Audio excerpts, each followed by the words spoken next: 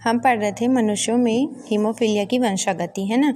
तो हीमोफीलिया क्या होता है ये हम देख चुके थे कि यदि जो भी व्यक्ति हीमोफीलिया से क्या रहता है, ग्रसित रहता है, तो उसमें क्या होता है, यदि उनके शरीर पर कहीं पर चोट लग जाता है तो उनका ब्लड का बहना बंद नहीं होता है ना। तो उसको बोलते हैं हीमोफीलिया से ग्रसित व्यक्ति। इसके कई उदाहरण हैं, जैसे कि अगर पहला देखेंगे हम कि ये कैसे वंशागत होते हैं। हीमोफीलिया जो है वह क्या है, एक वंशागत बीमारी है ना। ये एक पीढ़ी से दूसरी पीढ़ी में ट्रांसफ़र होता है।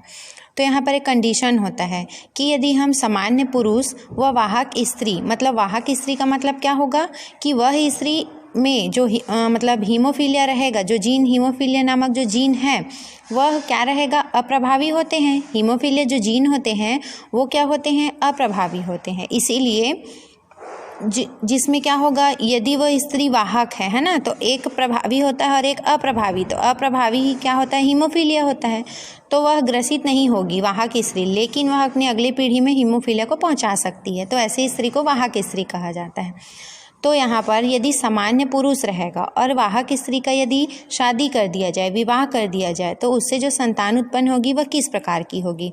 तो हम यहाँ पर एक सामान्य पुरुष लिए हैं जिसका लिंग गुणसूत्र क्या है, एक्स और वाई रहता है ना। उसी प्रकार स्त्रियों में क्या रहता है, एक्स एक्स रहता है। लेकिन यहाँ पर वाहक स्त्री लिए हैं, इसलिए उसका जो एक एक्स में है ना अप्रभावी रूप से हीमोफीलिया जीन प्रेजेंट रहेगा।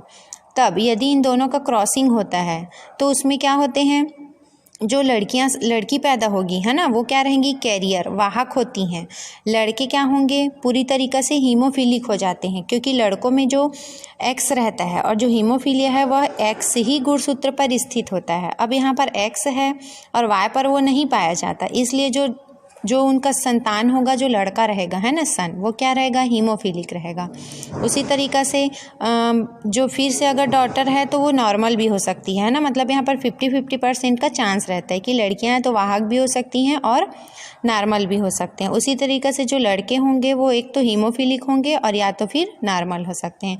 तो इस प्रकार से यदि पुरुष और स्त्री का विवाह होता है तो उसमें 50-50% चांस रहता है ना। लड़कियां कैरियर हो सकती हैं या नॉर्मल हो सकते हैं, लेकिन लड़के क्या रहेंगे, या तो वो नॉर्मल रहेंगे और या तो फिर वो हीमोफीलिक हो सकते हैं। इसी तरह हम दूसरा उदाहरण देखेंगे। अब दूसरा उदाहरण हम देखते हैं कि जब स्त्री समान होगी और पुरुष क्या रहेंगे, हीमोफीलिया से ग्रसित रहेंगे, तब यदि उन दोनों की शादी अगर हो जाए तो उससे उत्पन्न संतानी किस प्रकार से होंगी। तो यहाँ पर हम देखेंगे कि क्या लेंगे, सबसे पहले सामान्य स्त्री लेंगे और स्त्रियों का लिंग गुणसूत्र क्या होता है, एक्स एक्स होता है। ये सामान्य है, मतलब इसमें हीमोफीलिया के जीन प्रेजेंट नहीं है ना। इसका क्रॉसिंग किसके साथ करवाएंगे, हीमोफीलिक पुरुष के साथ, मतलब इसके एक्स गुणसूत्र में अप्रभावी जीन उपस्थित रहेगा हीमोफीलिया का, है ना, एक्स वाई। तो ये क्या है, सामान्य स्त्री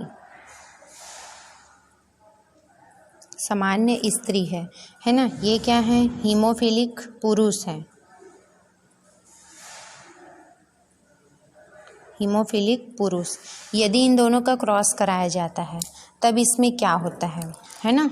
तो इनका क्या है, एक्स गुणसूत्र रहेगा दोनों में ही, है ना। इसमें क्या रहेगा, एक एक्स रहेगा जिसमें हीमोफीलिया जीन है और वाई क्या रहता है, हमेशा नॉर्मल रहता है। वाई में हीमोफीलिया के जीन नहीं पाए जाते हैं। अब यदि इनका हम क्रॉस करा कर देखते हैं, है ना, तो जब इनका क्रॉस होगा तब यहाँ पर क्या प्राप्त होगा, एक्स है ना और एक्स एच होगा। उसके बाद इस एक्स का और फिर से इसी एक्स का क्रॉस कराएंगे तो यहाँ पर भी क्या प्राप्त होगा, ये है ना। उसी प्रकार से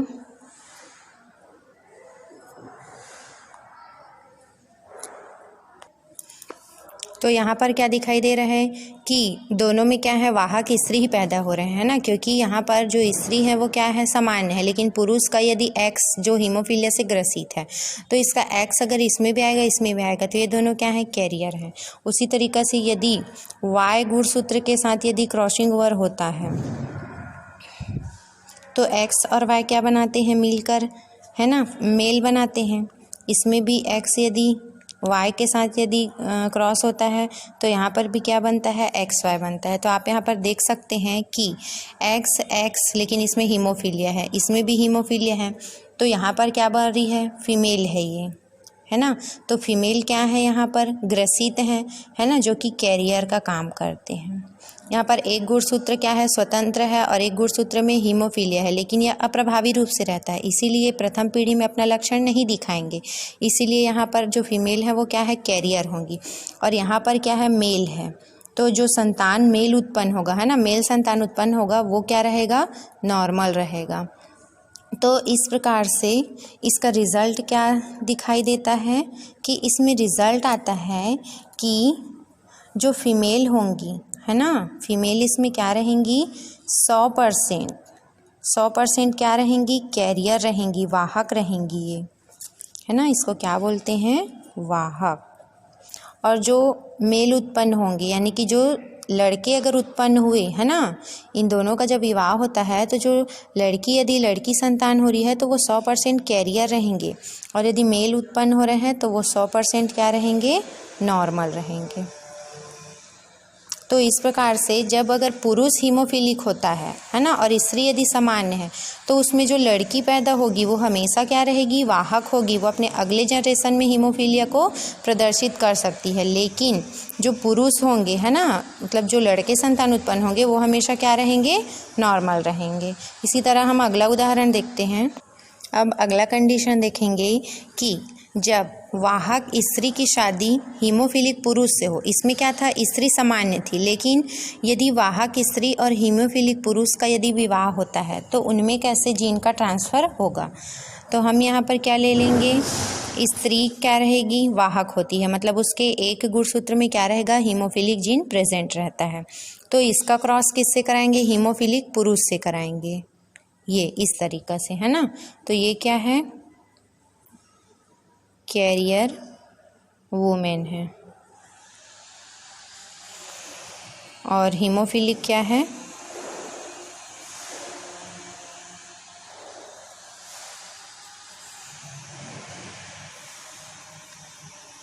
मेल है या मैन है। तो जब इसका हम क्रॉस करेंगे तो यहाँ पर एक्स और एक में क्या रहेगा, हीमोफिलिक जीन उपस्थित है, इसके भी एक्स में हीमोफिलिक जीन उपस्थित है, और वाई क्या रहता है, हमेशा स्वतंत्र रहता है।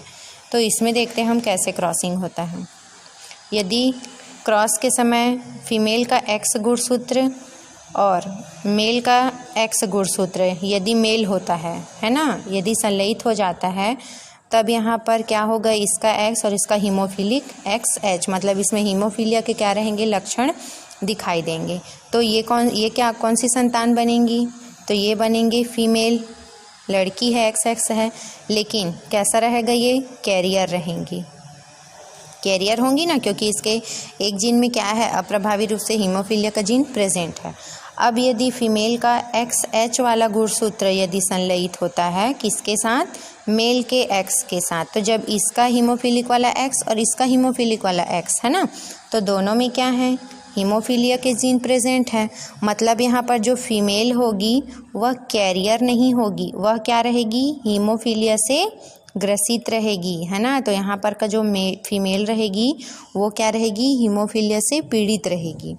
अब यदि मेल का क्या है, वाई, और यदि फीमेल का नॉर्मल वाला जो प्रभावी जीन है एक्स, है ना, यदि उनका मेल होता है तो यहाँ पर क्या बनेगा, एक्स वाई क्या बनाता है, मेल बनाता है। तो यहाँ पर मेल कैसा रहेगा, नॉर्मल रहेगा, नॉर्मल रहेगा, है ना।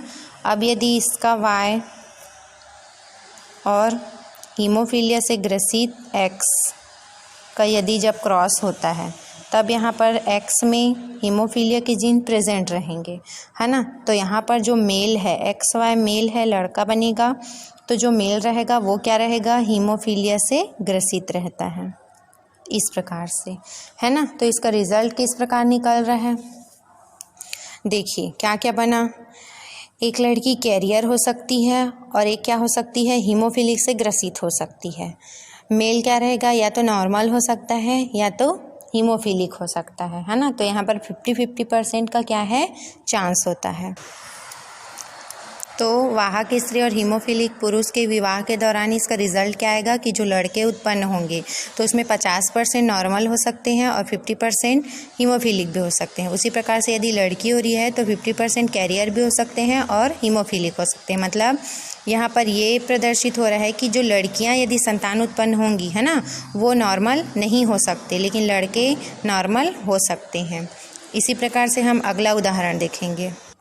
अब देखिए, हम अगला देखते हैं कि जब हीमोफीलिया से ग्रसित स्त्री व सामान्य पुरुष का यदि विवाह होता है ना, तो उससे जो संतान उत्पन्न होगी वो किस प्रकार से होगा।